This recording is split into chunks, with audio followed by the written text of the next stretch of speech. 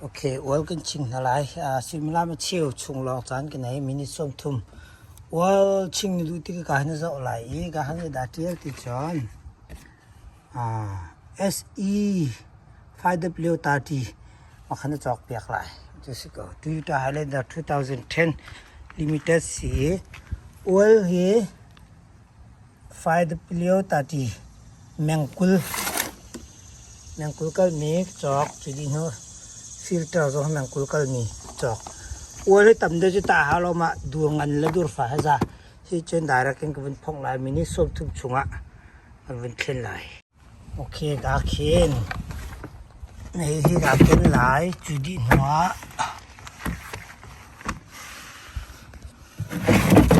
อวลขาก็พงลายอวลพงลายนะจุงชิงค่ะก่อนมาสละมาขาดชิ้นให้กันอนมาสละโอเคมาขันอวลพกลายจุดนี้เนาะฟิลเตอร์โอเคไม่ได้เสีย 3.4 range ขึ้นมันเลย3/8 range มันเลยพกลายโอเคก็แม่สองซิมเรนก็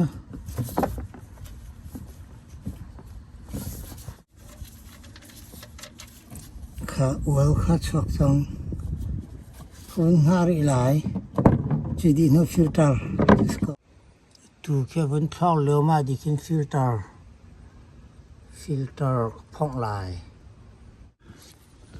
นี่ฟิลเตอร์พองนะครับการฟิลเตอร์เอง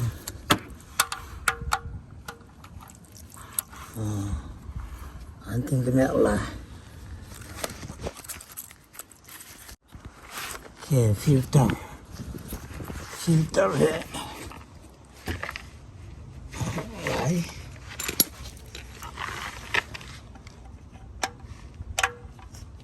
อาหารมีชุกแม่เลยจังโอเค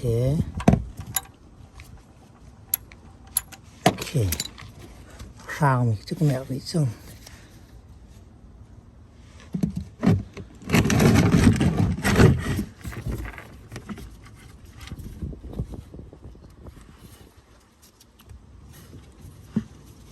อันรูนึงปีขึ้นไปเลยฮะโ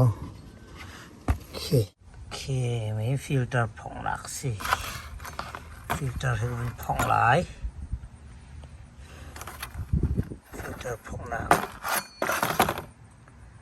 ปอกจะสิ่งก็เป็นหลายข้า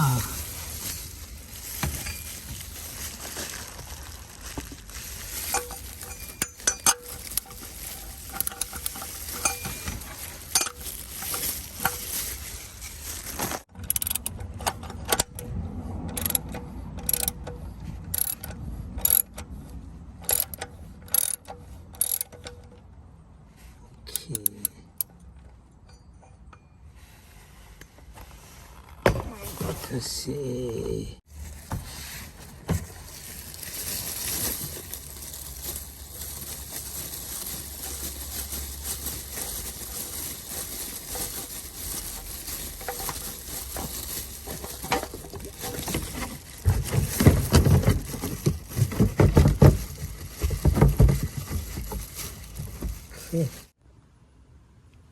Okay.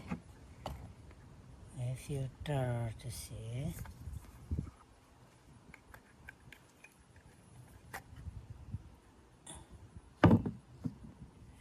Kasi atay sa tlin halo may wal to ka okay si dyan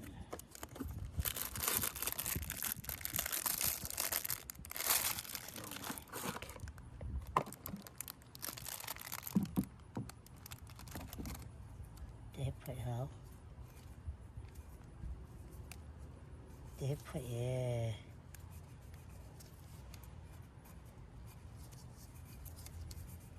carbon ding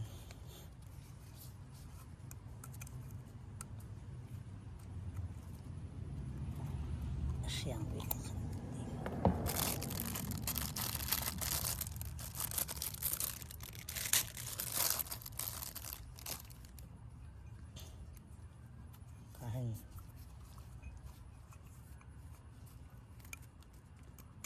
bên này uống khát phụ đỉnh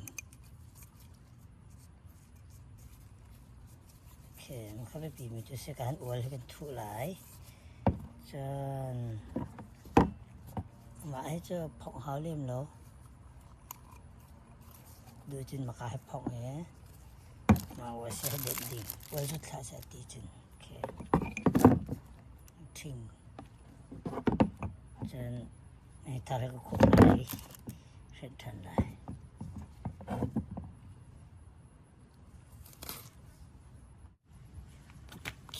maka well filter thì hết những chuyện này thảo khắc thiên thần lại hết thảo nó chỉnh hết chuyện này chỉnh sẽ hết thảo ok này cái thiên thần lại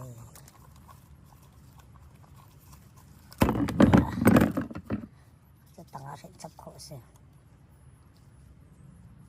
malah oil ke ni tak lah kata ini ko sa thap thang hala thing sang ka ma he oil ani velo chen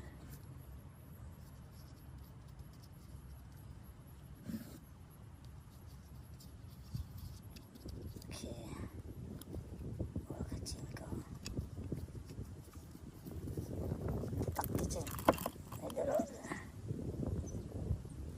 chỉnh phải chả được nữa lâu á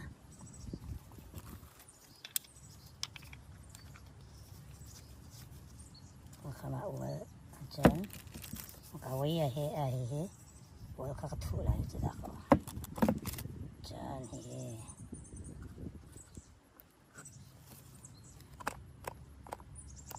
cái có cái biển lạc sân này cái uống cái thủ lại that's it okay very easy peasy kahe oil ko thu bi chang sa te tong ko oil ko thu chang thing nge cái lo oil ko si pu ko set chang lai ka tang lai ko set sa lai oil filter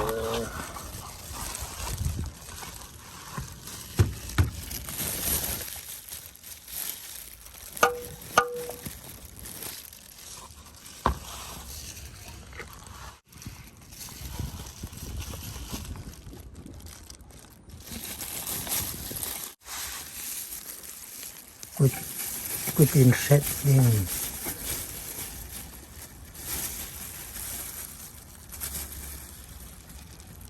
good tiền rent tiền chết mà sao đi mà tiền long hợp good tiền tọa đình good tiền set khen trà good tiền mẹ rẻ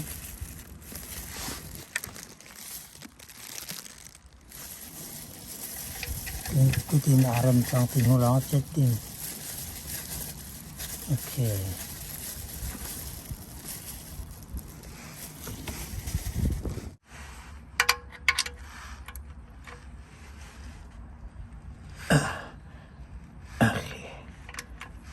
cái chết trắng cái chân oil thiệt khổ sừng cái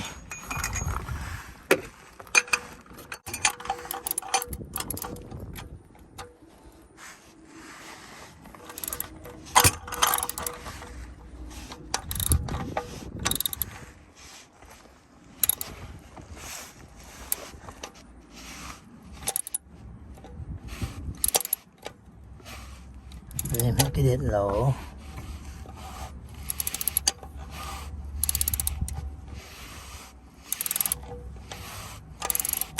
phong lệ trong không có có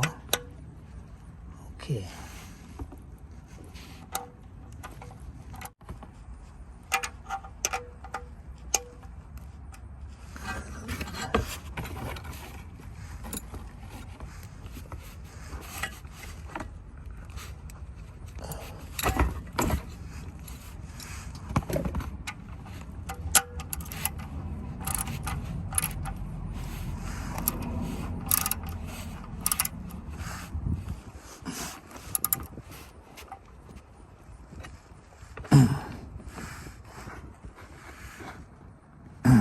that's it โอเควัวค่ะเป็นเทลายวัวที่ตาหาวเล่มแล้วไม่ให้คัดแรกลงไปแต่ขันใจก็ไม่คัดที่กรนดีหลาย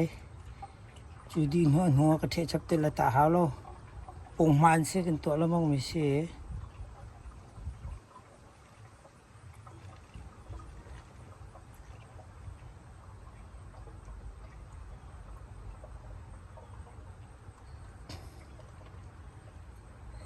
มันก็เส้นนี้ก็รีเซ็ตนี่ก็ลองตัดทีไรอ้วนให้ไม่ดูขัดที่จะ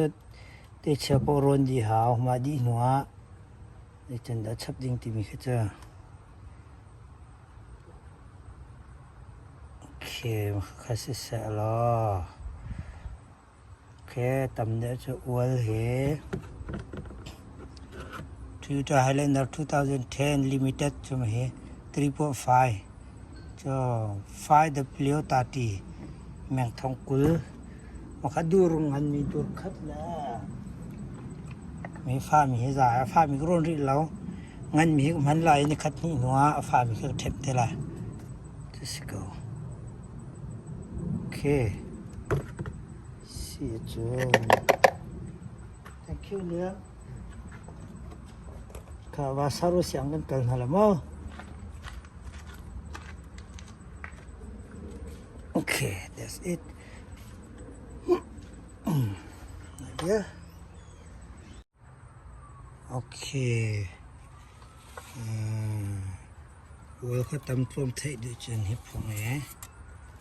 ก็เต้นเจ้าดิ่งสิเขาตำเดี๋ยวเจอมาการินนี่กันลักให้น่าจ่ายหาเราตุ้ยชักหาเราปุ่งมันกันรถต้นแป้งมีเจอบูจีและบูเตกันรวนดีขึ้นกับเตียงฝรั่งเศสก็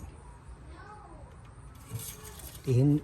โซ่ที่เห็นตาเสกเขาวิเคราะห์สตาร์ทมือลองอัดให้ตัวพันมีกับจันเสดูหมูสวยๆถ้าเดี๋ยวหมูชักขวดดิจังอดีตหนูคนจะรีเซ็ตตัวลองตั้งจาก system reset connect